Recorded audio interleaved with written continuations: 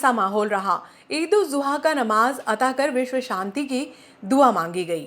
अल्लाह की रजा हासिल करने का पर्व ईद उल जुहा यानी ईद उल अदहा का त्योहार सोमवार को शहर में परंपरा के अनुसार मनाया गया। ईद की मुख्य नमाज ईदगाह में अता करने के बाद विश्व शांति भाईचारे की दुआ की गई। इसके बाद शुरू हुआ एक दूसरे को मुबारकबाद देने का दौर, जो कि आगामी 3 दिनों तक जारी रहेगा।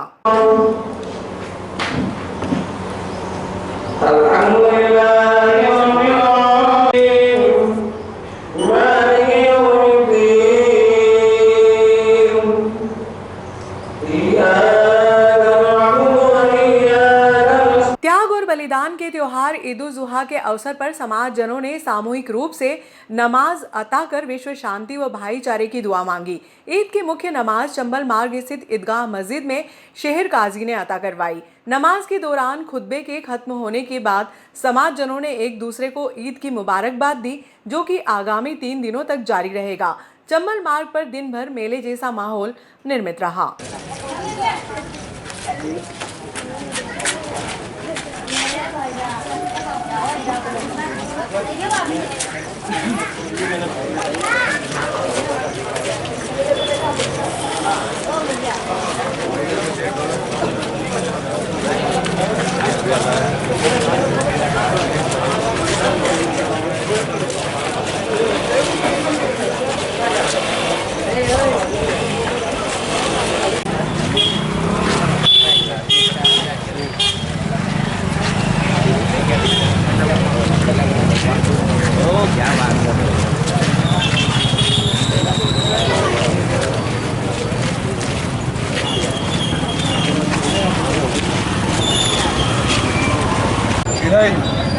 सब मुसलमान और हिंदू भाइयों को सबको ईद मुबारक हो। अल्लाह ताला हमें सब में इत्तेफाक मोहब्बत अता फरमाए।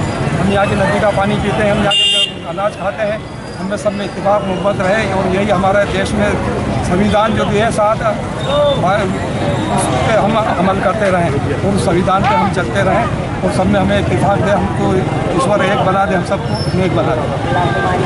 बहुत मुबारक दिन है ईद उल जुहा का और काजी साहब ने बच्चे अनुसार नमाज अदा कराई और भाईचारे के साथ हमारे भाई दिलीप सिंह गुजर ने भी बहुत काजी साहब का इस्तेकबाल किया, उनका भी शुक्रगुजार रहा। भाईचारे से ईद मंदिर चल रही और प्रशासक अधिकारियों ने जो हमें सहयोग दिया उसके लिए हम सब मुस्लिम समाज उनके लिए बहुत शुक्रिया अदा करता है। एसडीएम साहब, सीएसपी साहब, थाना प्रभारी साहब, सबका शुक्रिया अदा करता है, सभी भाइयों को। और मीडिया, इलेक्ट्रिक मीडिया का भी मैं शुक्रिया अदा करता हूँ, उन्होंने काफ़ी सहयोग किया।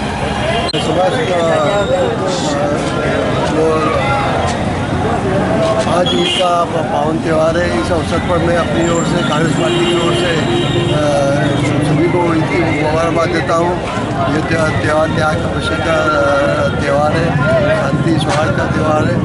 मैं इस अवसर पर समस्त क्षेत्रवासियों को की शुभकामना पेश करता हूँ। ग्राम पंचायत आक्या कोली में पानी बचाने के लिए बावड़ी तालाब का जीर्णोद्धार महिलाओं द्वारा कलश यात्रा।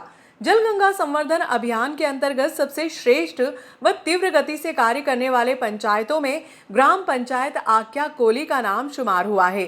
खासरोड जनपद पंचायत के अंतर्गत आने वाले पंचायत में पानी बचाने के लिए गांव की महिलाओं ने वृहद कलश यात्रा निकाली और ग्रामीणों को जल संवर्धन व संरक्षण का संदेश दिया।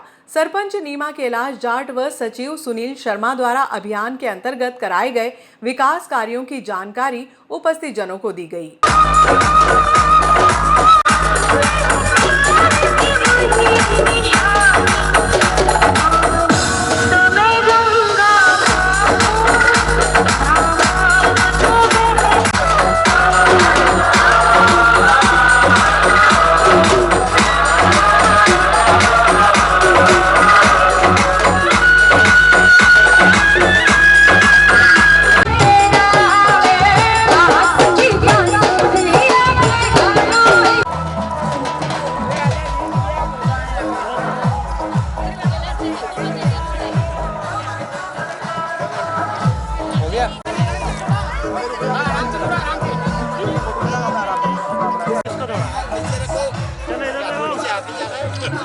हाँ ठीक है,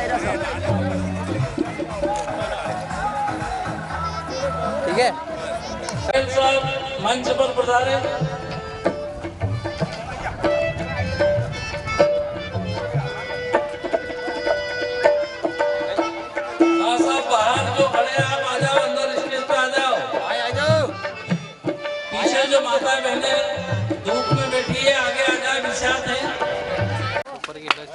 प्रसाद ले आओ भैया। मान लो कहना। मंच पर विराजित सभी सम्मानीय बंधुओं को मेरा सादर नमस्कार और सम्मान, स्वागत, वंदन, अभिनंदन। गांव से जल जीवन मिशन की कलश यात्रा लेकर पधारी हुई समस्त महिलाओं, माताओं, बुजुर्गों को मेरा सादर प्रणाम, नमस्कार। आज का जो विषय है बड़ा गंभीर विषय है और मानव जीवन से जुड़ा हुआ विषय है। जल और ऑक्सीजन, इस दोनों के बिना मनुष्य का जीवन बिल्कुल अधूरा है। आपके शब्द कहीं न कहीं परिवर्तन लाएंगे, उसके लिए आपको धन्यवाद। अब हमारे मार्गदर्शक श्री श्रीवास्तव जी को आमंत्रित करूंगा कि इस अभियान के बारे में आप विस्तृत थोड़ा सा ग्रामीणों से चर्चा करें, उनको समझाएं और इस पर प्रकाश डालें। हेलो, बहुत बहुत धन्यवाद। इसमें प्रकाश डालने जैसी कोई बात नहीं है। आप सभी लोग जानते हैं, वर्तमान परिदृश्य को यदि देखा जाए तो जिस हिसाब से हमारे जैसा बता रहे थे कि जो टेम्परेचर बढ़ता जा रहा है और जो जमीन का भूजल स्तर नीचे गिरता जा रहा है, पानी की जो मात्रा जमीन में होती है वो लगातार इतना नीचे गिरती जा रही है, उसको दोबारा जिंदा करने के लिए हमारे कुओं में पानी आए, हमें साफ स्वच्छ जल पीने के लिए मिले, हमें साफ स्वच्छ ऑक्सीजन मिले, इस सारी चीज़ों को लेके जो शासन का अभियान है जल गंगा संवर्धन अभियान, इसके नाम में छुपा हुआ है कि जल का संवर्धन हमें करना है। तो जल जहाँ पे भी जल का नाम आता है वहाँ पे वृक्षारोपण का नाम आता है, वहाँ से वृक्षों का नाम आता है। अभी तत्पर हैं, आपके मार्गदर्शन में काफी अच्छे काम यहाँ पे होंगे, ये मैं आपको विश्वास दिलाना चाहता हूँ। हमारे बीच में अन्य पंचायत से दो साथी यहाँ पे अभिजी व्यास, दूसरे जलोदय उन्नेल के हैं आनंदीलाल जी। मैं रवि शर्मा को पहले आमंत्रित करूंगा कि आए और दो शब्द आप कहें।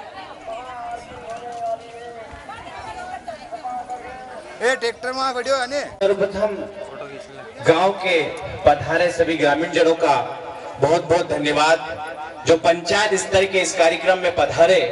जल गंगा संवर्धन अभियान जो शासन की मंशा है, हमारे जो पुराने जल स्रोत हैं उनको जीवित किया जाए, ताकि जो हमें आज पानी की समस्या का सामना करना पड़ रहा है वो भविष्य में हमारी पीढ़ियों को न करना पड़े।